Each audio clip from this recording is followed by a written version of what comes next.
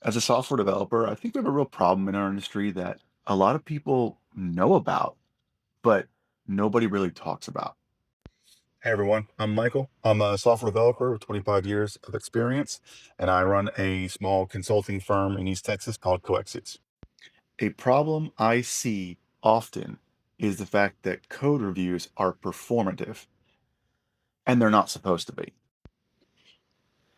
In almost all of our tools, even the language of the commands we use, like committing, accepting, rejecting, these are all performative terms, like we're being judged for what we've done.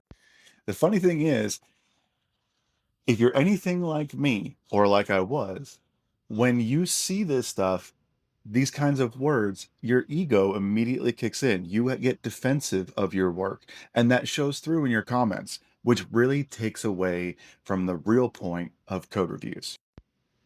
Anybody who's done code reviews as a senior in their career is well aware that it's not really feasible for us to do every code review with a detailed walkthrough to make sure the whole thing works as it's described by the developer, and so on and so forth.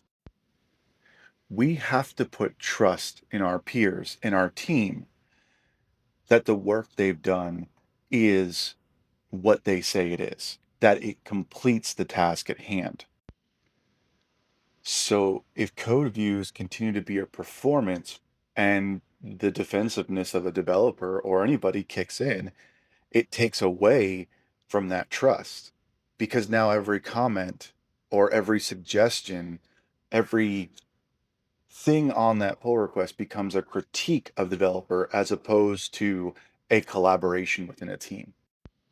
Once I started realizing this for myself and changed my tune on how I did code reviews. I changed it from critique to conversation.